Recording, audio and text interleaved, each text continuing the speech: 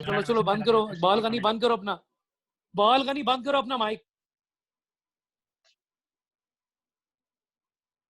यार ये क्या बंदा है। ओके, ये लेक्चर हम नेक्स्ट स्टार्ट करते हैं। और बिस्मिल्लाहिर्रहमानिर्रहीम। ये जो लेक्चर है, ये लेक्चर इस टॉपिक किस टॉपिक पे है, टॉपिक वाइज होता है ना, चैप्टर वाइज, कि जब आप एक इंटरफेस डिजाइन करें तो क्या प्रिंसिपल्स हैं या क्या ह्यूरिस्टिक ह्यूरिस्टिक प्रिंसिपल्स है। अभी ह्यूरिस्टिक का मतलब आपको समझाया, क्या प्रिंसिपल्स हैं जो आपने फॉलो करने हैं, जो आपने डिजाइन करते वक्त उसको अप्लाई करना है। काफी सारी चीजें आपको कुछ क्लियर भी होंगी, मगर काफी सारी चीजें आपको नहीं पता लगेंगी कि अच्छा ये प्रिंसिपल्स भी अप्लाई करना होता है। मैं कोडिंग के बाद की लेआउट की बात नहीं कर रहा, I am talking about when you are in design phase. तो कुछ डेफिनेशंस हैं वो देख लेते हैं। फिर ये देखें आपके पास ये देखें प्रिंसिपल शुरू हो रहे हैं, guidelines for good user interface design. तो उस तरह आने के लिए थोड़े सारे डेफिनेशन लिख देते हैं कि जब हमने यूजिबिलिटी के प्रिंसिपल शुरू में देखे थे, जो नेल्सन प्रेजेंट किए थे कि system must be easy to use, easy to learn, easy to remember और लेस एरर।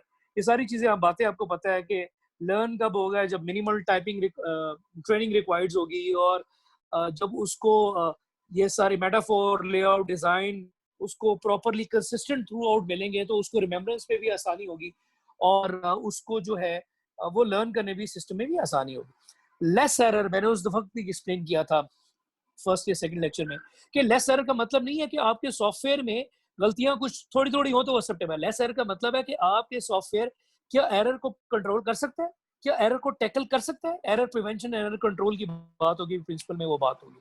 तो आपका सिस्टम रिकवर फ्रॉम एरर कर सके, ठीक है, फॉल्ट टॉलरेंट होना चाहिए। बड़ी बड़ा क्लास का प्रिंसिपल है, और आपकी प्रोग्रामिंग के लिए यहाँ पर चैलेंज हो सकती है और देखी जा सकती है कि आपका किस लेवल के आपने चेक्स, वैलिडेशन, कंट्रोल। अगर यूजर गलती भी कर देता है, एरर भी आता है, तो आप उसको रिकवर कर सके। Must be easy to use, efficient to use और प्लेजेंट टू यूज का मतलब वो लेआउट के हवाले से। फिर कुछ टर्म्स आ जाती है, डेफिनेशंस के, स्टैंडर्ड्स का क्या मतलब होता है, गाइडलाइंस का क्या मतलब होता है। मैं स्लाइड्स नहीं पढ़ रहा, मैं आपको नॉर्मल देसी वो कहते हैं ना एक्सप्लेनेशन दे रहा हूँ ताकि आप याद। स्टैंडर्ड्स होते हैं जो पब्लिकली अवेलेबल होते हैं, जो भी आपके ऐसे पॉइंट्स या प्रिंसिपल्स जिस पर कोई चीज आप अप्लाई करें तो आपको वही रिजल्ट मिले जो दुनिया को मिले। फॉर एग्जाम्पल, अगर हम कहते हैं कि इंटरफेस के कोई स्टैंडर्ड्स हैं, तो डेफिनेटली अगर वो स्टैंडर्ड्स आईएसओ ने या किसी ऐसी ऑर्गेनाइजेशन ने वो प्रेजेंट किए हुए हैं जो कि स्टैंडर्ड बन चुका है, उसका स्टैंडर्ड का एक रेफरेंस नंबर होता है, और अगर आप उसको मनोवन उस तरह फॉलो करें तो डेफिनेटली अचीव सक्सेस। जिस तरह क्वालिटी का आपने कोर्स पढ़ा होगा, क्वालिटी एश्योरेंस एंड टेस्टिंग का, तो क्वालिटी के भी प्रोसेस और उसके स्टैंडर्ड्स होते हैं। अगर आप आईएसओ की बात करें तो आईएसओ 9000, और आपने देखा होगा कि अगर आपने जनरल प्रोडक्ट उसको उसके क्वालिटी के कुछ प्रोसेस या स्टैंडर्ड्स फॉलो करने हैं तो आईएसओ 9001 और 9002 एक है। और फिर अगर सॉफ्टवेयर के स्टैंडर्ड्स फॉलो करने हैं, आपने सॉफ्टवेयर को आईएसओ या क्वालिटी का बनाना है तो आईएसओ 9003 है। इसी तरह आईएसओ के और भी 1340 सीरियल नंबर होता है, तो वो डॉक्यूमेंट को रिप्रेजेंट कर रहा है। तो वो अगर set of publicly available documents जिसपे कुछ प्रिंसिपल या फ्रेमवर्क या स्टेप या प्रोसेस बताएं, अगर आप उसको फॉलो करते हैं, यू विल अचीव सक्सेस।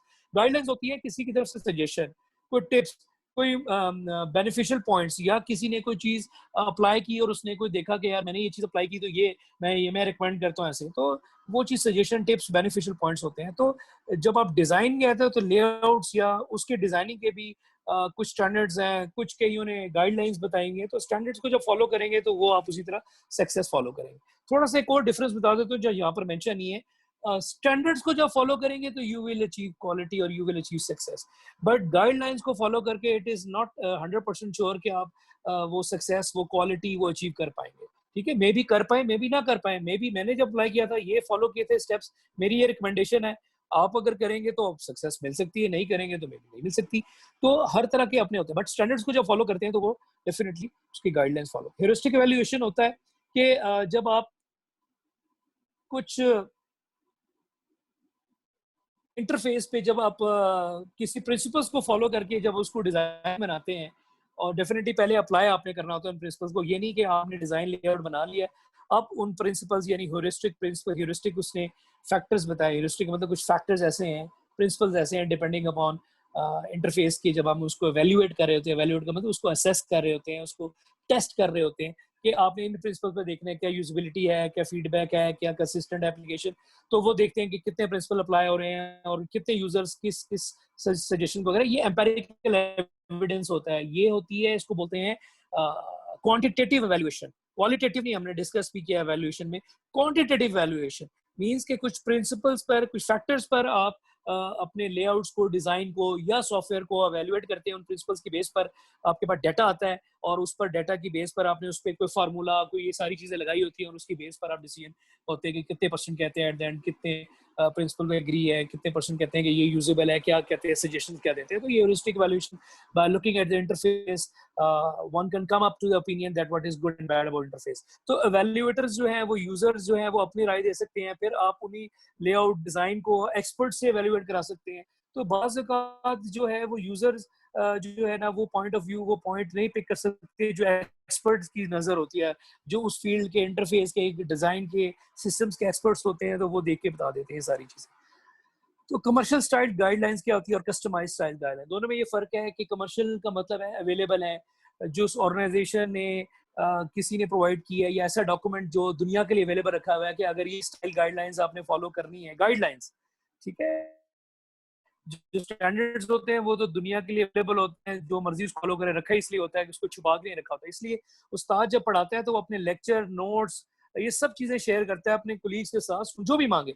तो इल्म बांटने से बढ़ता है। अगर मैं किसी को लेक्चर दे रहा हूँ ना, लोग तो पता नहीं लेक्चर्स भी नहीं देते, पीडीएफ में कन्वर्ट कर देते हैं ताकि कोई पता नहीं मेरा रिस्क ना ले मेरी हाथ। मैंने अपने स्टूडेंट्स को दिए, मैंने अपने कोलीग्स को दिए और उन्होंने मेरे से लेक्चर मांगे, वो मेरे लेक्चर्स भी फॉलो कर रहे हैं, वो पढ़ाते भी हैं या उनको अपना बना के करते होंगे, तो मुझे उससे कंसर्न नहीं। तो हमेशा आप बांटने वाला ना करें। तो हजरत अली रजी अल्लाह ने फरमाया कि जिसने मुझे एक लफ्ज भी पढ़ाया है वो मेरा उस्ताद है। तो लोग जो है ना, वो पता नहीं छुपा के रखते हैं डाटा, नॉलेज, एग्जाम्पल, जॉब। तो भाई बांटने से बढ़ता है और आपका वकार, ये चीजें बढ़ती हैं। तो अल्हम्दुलिल्लाह जो मेरे स्टूडेंट्स हैं, मैं उनको रिपोर्टों के टेम्पलेट देता हूँ, जो चीज़ मेरे से प्रोवाइड, जो मेरे पास है इंफॉर्मेशन, डाटा, जो चीज़ मेरी रसाई में, उन चीज़ों को प्रोवाइड कर देता हूँ, ठीक है। तो जितनी इस्तात होनी चाहिए वो एक उस्ताद को, और एक जो मेंटर है या जो सीनियर है, जो हेल्प आउट कर रहा है अपने जूनियर्स की या किसी, उसको प्रोवाइड करनी चाहिए। इल्म बांटने से बढ़ता है, हमेशा याद रखें, घटता कभी नहीं है। तो जो इस सोच को लेके बैठे होते हैं तो उनका अपना भी इल्म कम हो रहा था। तो अल्हम्दुलिल्लाह वक्त के साथ साथ खुद भी आप स्टडी करते हैं, आप अवेयरनेस रखते हैं, तो आपका इल्म बढ़ रहा होता है। तो कमर्शियल स्टाइल गाइडलाइंस अवेलेबल होती हैं और वो स्टेप्स हैं, डिस्क्रिप्शन अबाउट गाइडलाइंस है कि फॉर एग्जांपल आईएसओ की जो गाइडलाइंस है यूजर इंटरफेस की, वो भी अवेलेबल है, आपने कैसे उसको फॉलो करना है। और कस्टमाइज का मतलब है ऑर्गेनाइजेशन अपने मुताबिक अपनी अपनी अपनी रिक्वायरमेंट्स, अपने प्रोडक्ट के हवाले से, अपने जो है एक्सपर्ट्स हैं उनकी क्या सजेशन, उसके मुताबिक जो है वो बता सकते हैं कि ये कैसे हो रहा है, ठीक है जी। अब आप आ जाते हैं, अब मेन पे चीज आ जाते हैं कि एक अच्छे यूजर इंटरफेस जब हम डिजाइन करते हैं तो उसकी गाइडलाइंस क्या प्रिंसिपल होने चाहिए, उसके लिए क्या ह्यूरिस्टिक होने चाहिए, वो फॉलो करने चाहिए। सबसे जो नंबर वन है, सबसे डिफिकल्ट है इस प्रिंसिपल को अचीव करना। यानी जब आप डिजाइन करें, जब अपने फॉर्म या लेआउट्स को डिजाइन करें, आस्ता आस्ता उसको इम्प्रूव करें, जिसमें आप जो फीचर्स, लेआउट, कंट्रोल, ये सारी चीजें दिखाएं, तो क्या आपकी एप्लीकेशन कंसिस्टेंट है। देखें, मेरा एक कोट भी है, कोटेशन भी है, secret of success is the consistency of fame. मैंने अपनी डीपी प्रोफाइल पे भी वो लगाया हुआ है और डेफिनेटली वो हमारे लिए भी मशले ले रहा था। और जब मैं मैट्रिक में था तो आपकी एक ऑटोग्राफ बुक होती है, आपको याद होती है, जब आप कॉलेज से या यूनिवर्सिटियों से गिरते हैं तो वो मुझे कुछ फेमस कोटेशन अपने टीचर्स की याद है, जो मैंने, वो कहते हैं ना कि अपने दिमाग में सिर्फ समा के नहीं रखी, उसको फॉलो भी करते हैं। स्ट्राइव का मतलब तो एफर्ट करना, कोशिश करना। One should look for the consistent. तो हमेशा जब आप कंसिस्टेंसी से कोई काम करते हैं तो उसमें सक्सेस मिलती है। ये नहीं है कि आपकी P1 की रिपोर्ट है तो आखिरी हफ्ते में आप किसी रिपोर्ट छापा छुपा करके आप बनाने, कभी भी आप नहीं उसको मैप नहीं कर सकते, कभी अभी आप उसको बैलेंस नहीं। तो कोशिश, effort through out the semester होती है। इसी तरह same goes for the course project, quiz, lecture है। ये नहीं है कि अच्छा यार लेक्चर पता लग गया था, क्विज हम आके दे दिए।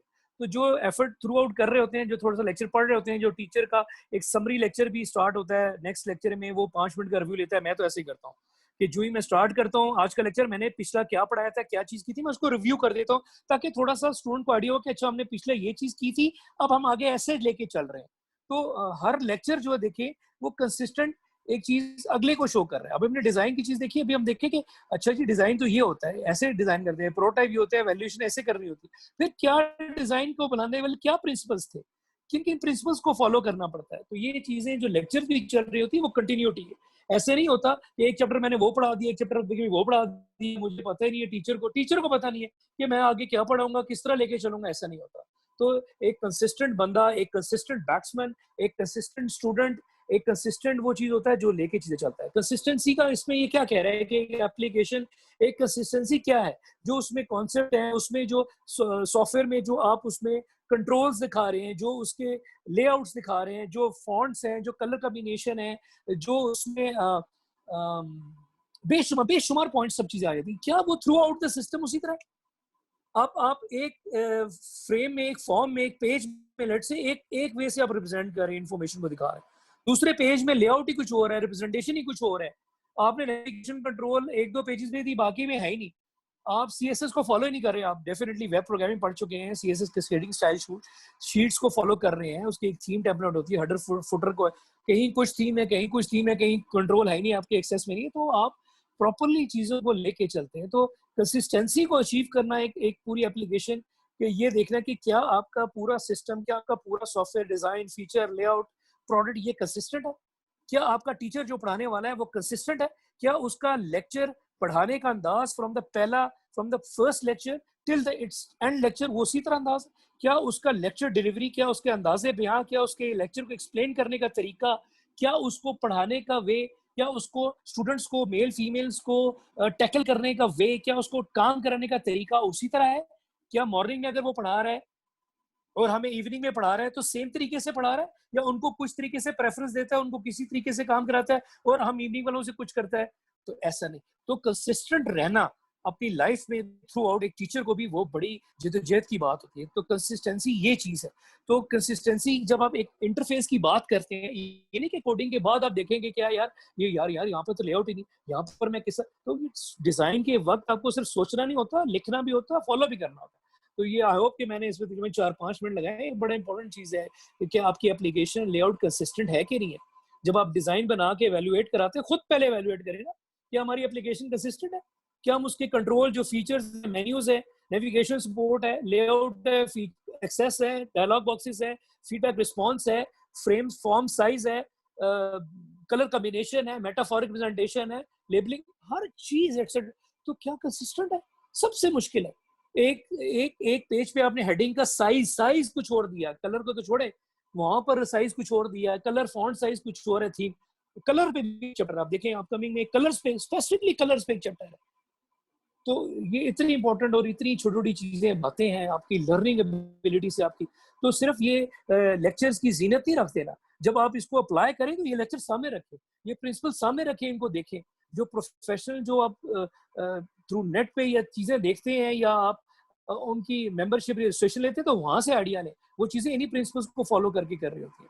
Second point, enable frequent user. में हर पॉइंट को इसकी एक्सप्लेनेशन दूंगा, एग्जाम्पल दूंगा। कुछ पॉइंट्स की यहाँ पर एक्सप्लेनेशन आपको नजर नहीं आ रही, ठीक है, ये कुछ स्टूडेंट लेफ्ट कर रहे हैं, मैं यहाँ पर मेरे पास नाम आ रहा है, ठीक है, फीमेल स्टूडेंट ने भी यहाँ पर अभी लेफ्ट किया, तो मैं देखता हूँ ये ज्वाइन कर रही है कि नहीं कर, ठीक है, ये बड़ा अच्छा तरीका है। 5-10 मिनट लेक्चर लो, भागो, तो आपका लेक्चर जो है ना ये 2:10 तक जाएगा, और डेफिनेटली हमने क्विज एक्टिव वो सारी चीजें, जी अब दोबारा ज्वाइन कर रही, लगता है उनको आवाज पहुंच गई है, और या बाज़-औक़ात वो ऑटोमेटिकली हो भी जाता है ऑफ ज्वाइन और ऑन ज्वाइन, तो ख्याल किया करें, टीचर को सामने वो मैसेजेस भी सामने आ रहे होते हैं।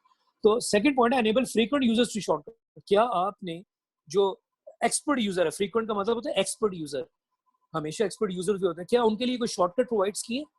ये बहुत इंपॉर्टेंट है। ऐसे फीचर्स जो उनके बार बार इस्तेमाल के लिए हैं, या मोस्ट ऑफ द फीचर्स के लिए आपने शॉर्टकट, फॉर एग्जांपल आप वर्ड की एग्जांपल ले लें, आप देखिए कि हर मेन्यू खोलते हैं तो उन्होंने वो हर कमांड के साथ उसकी, हर फीचर के साथ उसकी कमांड रखी हुई है कि आप फाइल क्लिक करेंगे, फिर ओपन पे क्लिक करेंगे तो फिर ओपन होगा। ये एक बिगिनर यूजर या इंटरमीडिएट लेवल के लिए यूजर, तो है जिसको नॉविस यूजर बोलते हैं। बिगिनर यूजर को हमेशा सोच के आपने एप्लीकेशन को डिजाइन करना होता है, एक्सपर्ट यूजर को सोचना नहीं होता।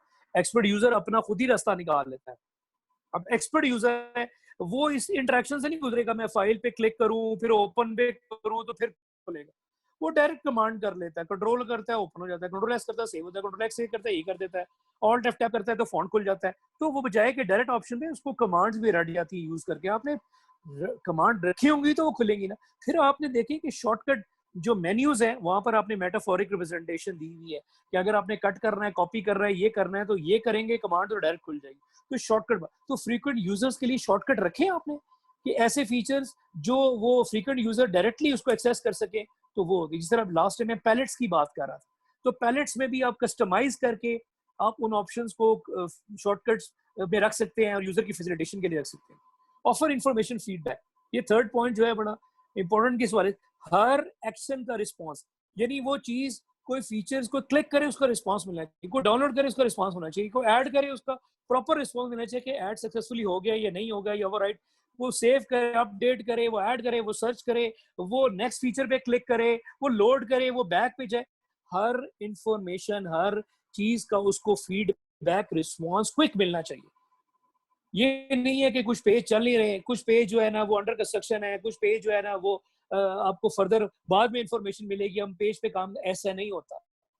और अगर ऐसी है तो उस लिंक, उस पेज, उस फीचर को डाले ही ना। तो हमेशा फीडबैक प्रॉपर रिस्पॉन्स मिलना चाहिए। थर्ड है design dialogues to yield closure, ये प्रिंसिपल का नाम है, इसको आप चेंज नहीं कर सकते। इसका मतलब क्या है कि direct disclose information at the high level. हमेशा आप जो भी इंफॉर्मेशन प्रेजेंट कर रहे हैं, जिस तरह वेबसाइट्स की बात करते हैं, तो पहले ही पेज या पहले ही उस प्रोडक्ट की लिंक पे उसकी सारी डिटेल नहीं होती, आप उसके साथ नेक्स्ट हाइपर लिंक करके नेक्स्ट पेजेस पे लेके जा रहे होते हैं। अगर आप पहली ही वेबसाइट के होम पेज पे सारी इंफॉर्मेशन डाल देंगे तो आप यूजर्स को एंगेज ही नहीं कर रहे, आपकी ट्रैफिक पहले पेज से हट के दूसरे पेजेस पे आएगी नहीं। या अगर आपके मल्टीपल पेजेस भी हैं तो अगर आप एसईओ अप्लाई करते हैं, सर्च ऑप्टिमाइजेशन, जो आपके फ्री एनालिटिक्स टूल है, या आपने खुद अपने एक लॉग बनाई हुई है जो बताती है कि कितने यूजर्स आपके किस किस पेज पे जा रहे हैं, तो फ्री एनालिटिकल टूल है गूगल के, आप एसईओ फ्री एनालाइजर टूल या फ्री एनालिटिक टूल आप इंस्टॉल करें, अगर आप वो देखें कि वो सारी चीजें जो हैं आपको मिल जाती है, वो स्टैट्स बताती है कि आपकी साइट्स पे कितनी ट्रैफिक आ रही है, किस किस किस सर्च इंजन, किस किस सॉरी कीवर्ड्स पर आपकी कौन कौन सी ट्रैफिक, कौन कौन से पेज पर आपके ट्रैफिक आ रही है, किस किस पेज तक आपकी ट्रैफिक पहुंच ही नहीं पा रही, वो सारी चीजें बता रही है, फिर आपको सजेशंस बता रही होती हैं। तो आप हमेशा डिस्क्लोज करते हैं इन्फॉर्मेशन ताकि यूजर की क्यूरियोसिटी, यूजर का लेवल, यूजर का इंटरेस्ट बना रहे। तो हमेशा टीचर भी यही करता है कि आते साथ ही देखिए, मैं जहां पर कोई चीज स्किल अप्लाई करता हूँ ना, मैं वो चीज बताता हूँ। हमेशा आपको जारी बात है, मैंने दो दो तीन तीन कोर्सेज पढ़ा चुका हूँ। हमेशा आप देखिए कि पहले लेक्चर में आके तारुफ शारुफ कुछ टीचर करते हैं, ऐसे कुछ नहीं करते। तारुफ थोड़ा सा किया, शुरू हो गया टॉपिक, तारुफ करके मैं थोड़ा सा ईज ऑफ यूजर करता हूँ, लोगों से उनसे इंट्रो पूछता हूँ, फिर पूछता हूँ क्या चीज है, क्या इंटरेस्ट है, क्या चीजें।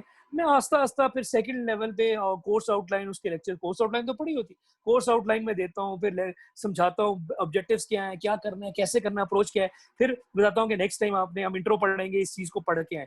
तो इसी तरह मेरे हर कोर्स आउटलाइन में आते साथ ही पहले टीचर अगर टॉपिक को हाई लेवल पे पढ़ाना शुरू कर दे तो ये बड़ा मुश्किल हो जाता है, और ये सारी चीजें बड़ी ध्यान से आपको करनी पड़ती हैं।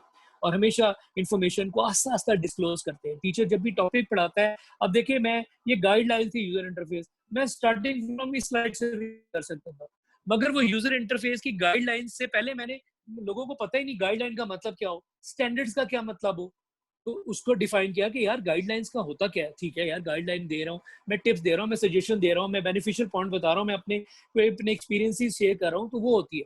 स्टैंडर्ड्स होते हैं जो अवेलेबल होते हैं, जो प्री डिफाइंड होते हैं, लोग उसको फॉलो करके सक्सेस हासिल करते हैं, लोगों ने सक्सेस किया, that's why they become the standards.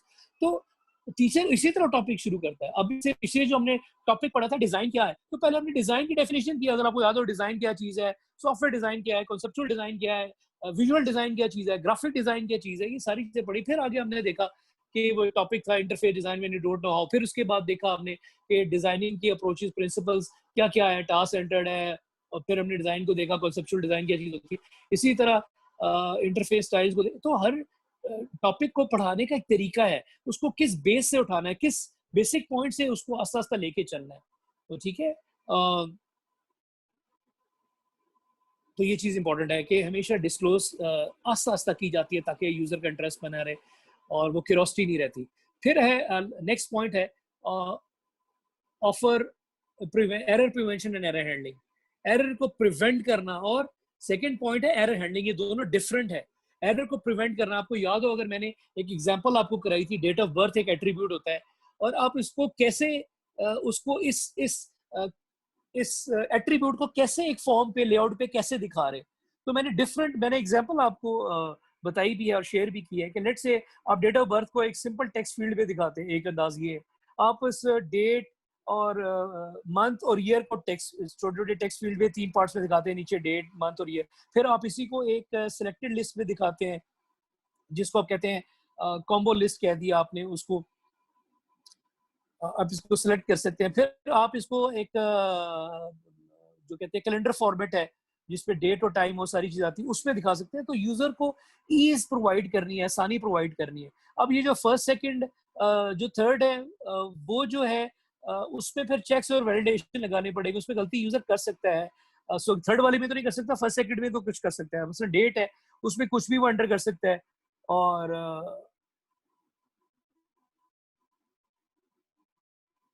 यार ये तमीज होनी चाहिए स्टूडेंट्स को, ये क्या कर रहे हैं।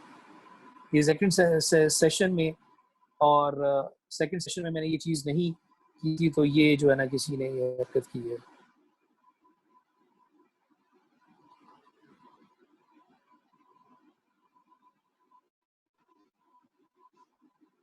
बड़े अफसोस की बात है कि स्टूडेंट्स का ये। जी जी सर जी, ये मैंने किया है, मुझे नहीं पता था कि मेरी जी। स्क्रीन पे करने से आपकी स्क्रीन पे भी ये चीज शो होगी, तो उसके लिए आई एम सॉरी, बड़े मुझे नहीं वैसे पता। असद बहुत फजूल हरकत है वैसे आपकी। असद नहीं है सर, अली हूँ। अली क्या नाम है तुम्हारा पूरा? मोहम्मद अली। क्यों तुम्हें ऐसे क्यों जरूरत पड़ी, तकलीफ पड़ी? हम्म, शर्म नहीं आई तुम्हें? मैंने कहा मुझे पता नहीं था कि आपकी स्क्रीन पे भी शो हो जाएगा।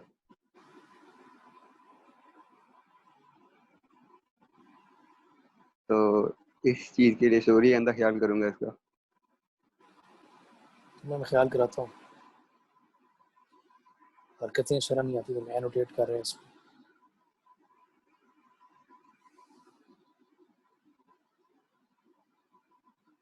ये अच्छा अच्छा तरीका है। पहले डिसोबीडियंस करो और साथ सॉरी कर दो। मैं तुम्हें साथ चपेड़ मारूं और तुम्हें तुम्हें कहूं कि सर सॉरी, फिर कैसा लगेगा तुम्हें? बच्चे हो तुम। बहुत अच्छा तरीका है। डिसरिस्पेक्ट करो और फिर सॉरी करो।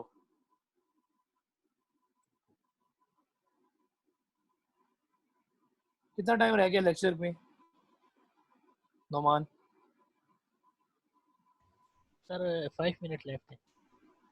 ओके जी। अच्छा जी, disclose information at the high level जी। कुछ क्वेश्चन है तो व्हाट्सएप ग्रुप पे आप कर लेंगे वॉइस नोट के लिए, वहां पर आप अपने क्वेश्चन पोज करें, मैं आपका रिप्लाई लाजमी करूंगा।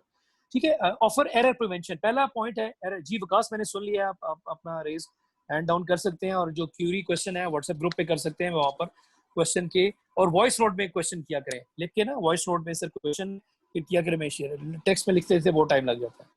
एरर प्रिवेंशन पहला है। एरर प्रिवेंशन आपने कंट्रोल फीचर्स ऐसी चीज इस तरीके से दिखानी कि यूजर गलती कम से कम करे।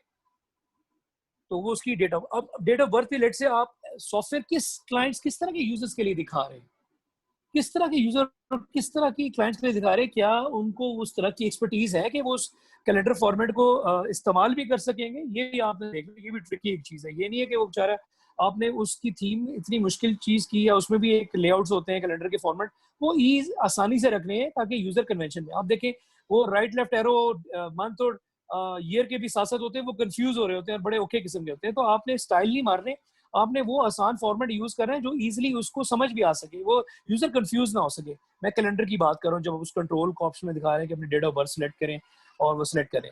फिर एरर हैंडलिंग, अगर यूजर से मिस्टेक हो जाती है तो ये ना हो कि फॉर्म पूरा क्लियर हो जाए और वो एरर आ जाए और ओके जी SQL injection error, Q error. आपने एरर को हैंडल करना है, आपने कंट्रोल्स, वैलिडेशन, चेक्स, ये सारी चीजें साथ साथ लगानी है और यूजर को बताना है कि ये फॉर्मेट है। आप टूल टिप टेक्स्ट में बता सकते हैं, हम नीचे छोटी सी एग्जांपल दे सकते हैं कि ईमेल है तो ये फॉर्मेट है फॉर एग्जांपल नीचे करके।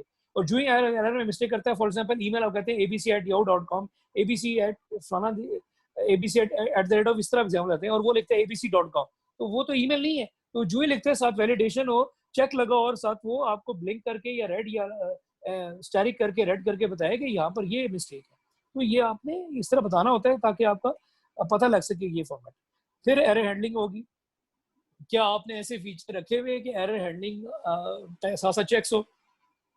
किस किस जगह पे आपने चेक्स और वैलिडेशन लगाई है, आपने हर, अब देखिए एरर प्रिवेंशन, आपने हर जो एट्रीब्यूट है उसको सोच के रखना है कि फॉर एग्जाम्पल एनआईसी है, आप टेक्स्ट फील्ड करते हैं तो टेक्स्ट फील्ड की आप पीछे पीछे से लेंथ तो दे सकते हैं, मगर टेक्स्ट फील्ड है, अगर आप उसको इंटीजर में करेंगे लेंथ तो ठीक है, मगर अगर आप उसको मास टेक्स्ट फील्ड देंगे कि जिस तरह एनआईसी का फॉर्मेट होता है तो प्रॉपर्ली वो एरर मिस्टेक नहीं आएगी। अगर आप जेंडर या टेक्स्ट फील्ड दे रहे हैं उसमें यूजर गलती कर सकता है, फिर आपको वैलिडेशन लगाना, उसको रेडियो बटन लगाएं, या तो वो ये करेगा या तो ये सिलेक्ट करेगा। तो देखना है कि किस कंट्रोल का, जिस तरह हमने फॉर्म डिजाइन की बात की उसमें प्रिंसिपल्स डिस्कस किया था, आपकी असाइनमेंट प्रैक्टिस हुई, तो ये चीजें प्रैक्टिस का पार्ट है, ये चीजें एफर्ट का पार्ट है, ठीक है। तो लास्ट हम नंबर 6 पॉइंट डिस्कस करते हैं, मेरे ख्याल से लेक्चर भी खत्म हो जाएगा और नेक्स्ट टाइम इंशाल्लाह जो नेक्स्ट क्लास है वो यहाँ से शुरू करेंगे नेक्स्ट प्रिंसिपल से।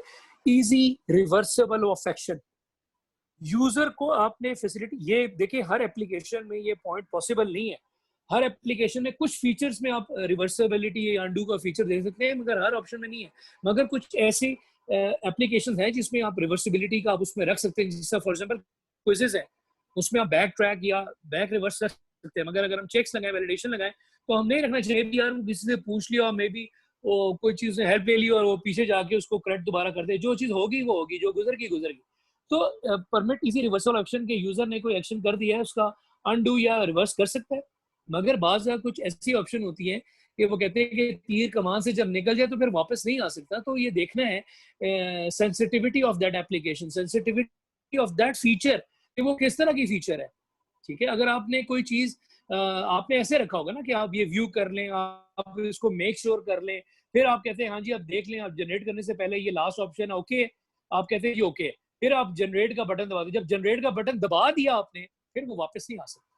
तो जो ऐसे सिस्टम के फीचर्स होते हैं जो थोड़ा सेंसिटिव होते हैं, तो उसमें user step by step user से करता है कि व्यू आपने कर लिया ओके, अब आप देख लें कि जनरेट करने से पहले देख लें, ये लॉक करेंगे और लास्ट स्टेप वेरीफाइड कर लें, वेरीफाइड आप जब करेंगे, वेरीफाई ओके करेंगे तो फिर जनरेट नहीं होगा, वेरीफाई के बाद जब ओके करते हैं फिर आपके पास एक नेक्स्ट स्क्रीन पे आता है कि ओके नेक्स्ट जनरेट, जब जनरेट करते हैं फिर वो जाता है।